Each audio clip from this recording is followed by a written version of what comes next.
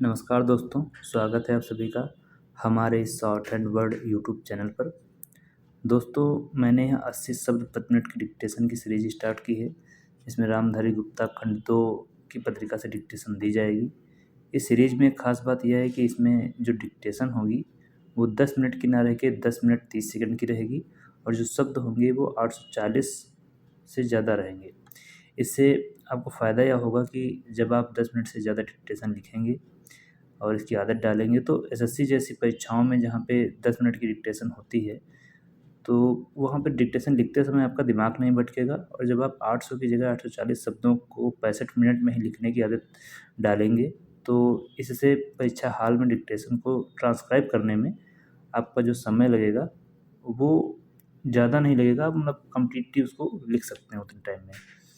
इस वीडियो से प्रैक्टिस करने से आपको यह भी फ़ायदा होगा कि 840 शब्दों में आप 5% या 8% या 10% की जो गलतियाँ आपके एग्ज़ाम में होती हैं, उस हिसाब से जैसे 10% गलतियाँ ओबीसी के लिए या एससी के लिए एसएससी में माफ़ होती हैं, तो जो गलतियाँ होती हैं वो 80 होती हैं। अब 800 की जगह 840 में भी आप 80 गलती करेंगे तो इससे आपके चांसेस ज़्यादा हैं कि वहाँ पे उससे कम ही गलतियाँ होंगी और एक्यूरेसी में आपकी सुधार होगा।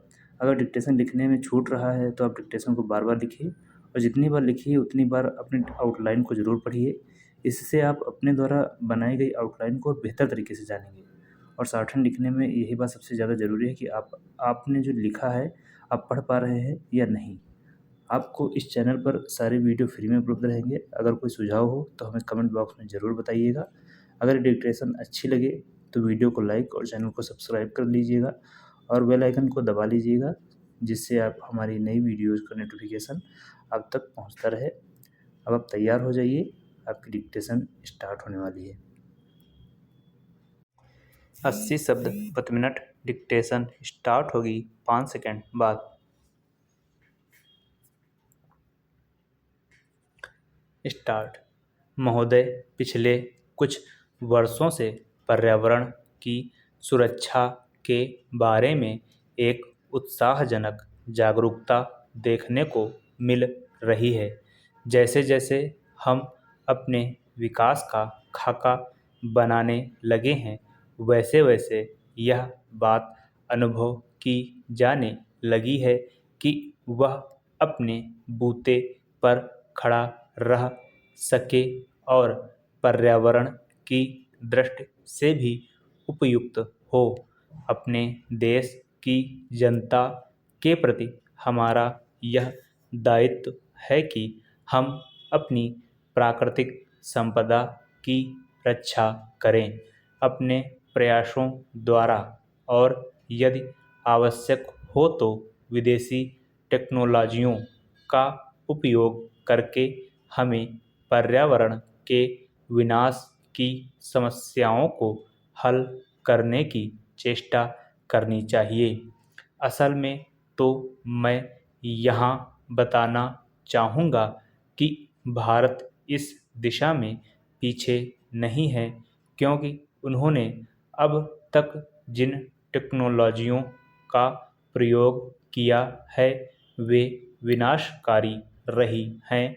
उन्हें तुरंत छोड़ देने की आवश्यकता है।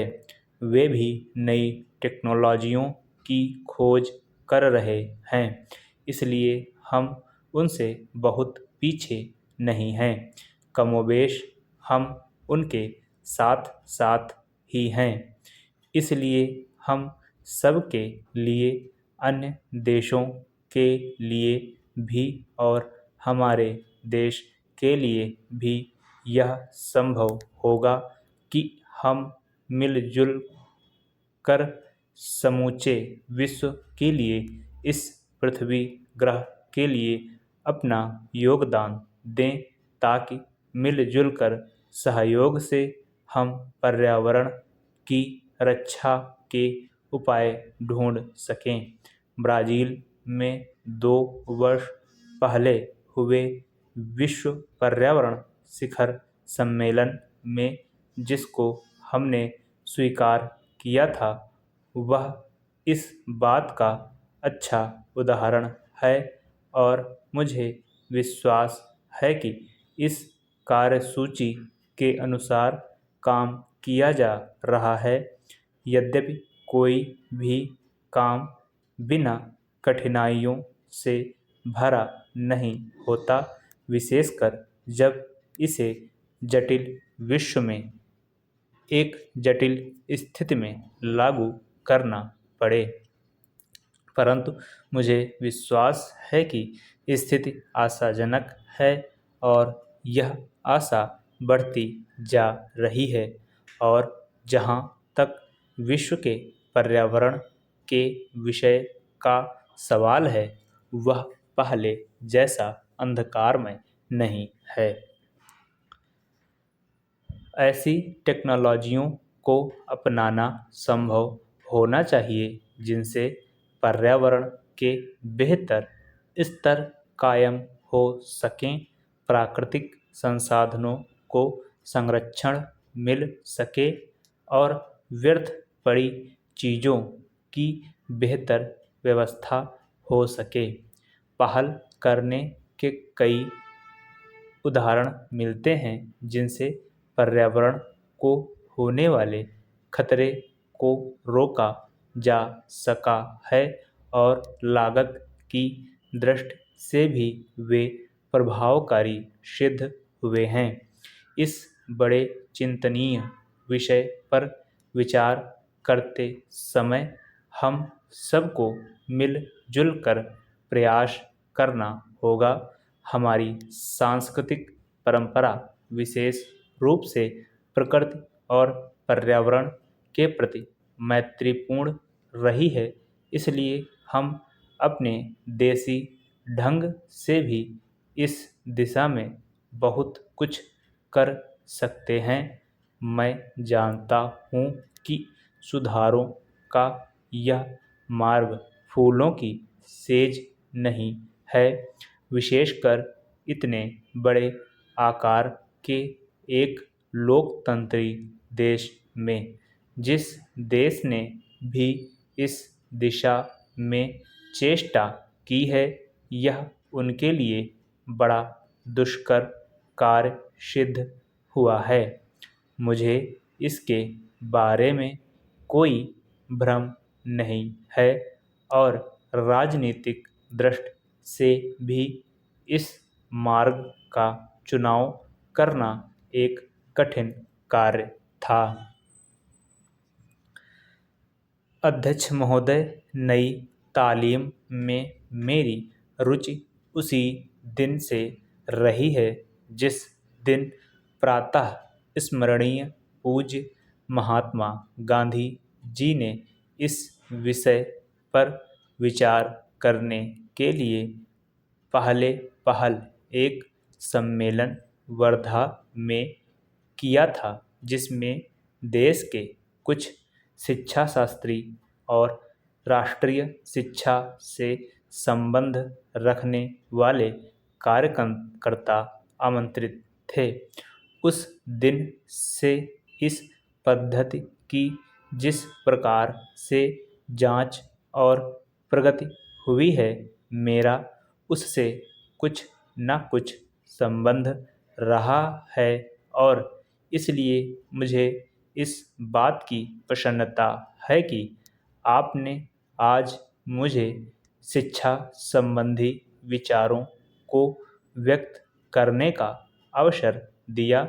यद्यपि मैं जानता हूँ कि ऐसा करने में बहुत अंश में पुनरावृत्ति करूँगा और हो सकता है मेरे मत से दूसरों का, विशेषकर शिक्षाशास्त्रियों का मत ना मिले। इसके अतिरिक्त विचारणीय बात यह भी है कि शिक्षा के संबंध में केंद्रीय और राज्यों की सरकारें आज जो नीति बरत रही हैं, उसका मेरे मत के साथ कहाँ तक मेल होता है और मेरे मत में अथवा उस नीति में परिवर्तन कहाँ तक आवश्यक दिखता है। इसलिए मैं आशा करता हूँ कि मैं आज जो कुछ कहूँगा वह व्यक्तिगत विचार के रूप में ही समझा और देखा जाएगा और उस पर आप निर्भीकतापूर्वक और निर्लिप्त रूप से भली-भांति विचार करेंगे। यह एक मानी हुई बात है कि जो पद्धति आज तक प्राथमिक वर्ग से लेकर विश्वविद्यालयों की उच्चतम कक्षा तक प्रचलित है, वह वही पद्धति है जिसको ब्रिटिश सरकार ने इस देश में चलाया था और स्वराज्य प्राप्ति के बाद भी अभी तक उसमें कहीं कोई मौलिक परिवर्तन नहीं हुआ है। उसके लिए हम किसी को दोषी भी नहीं ठहरा सकते, क्योंकि जिस प्रकार शांतिपूर्वक हमें स्वराज्य प्राप्त हुआ, उसमें यह अनिवार्य था कि स्वराज्य के साथ साथ वह शासन पद्धति, शिक्षा पद्धति तथा सारा उपक्रम जो अंग्रेजी राज्य में प्रचलित था, उस परिस्थिति के प्रकाश में विचार करें और जो कुछ परिवर्तन आवश्यक जंचे उसे अमल में लाएं।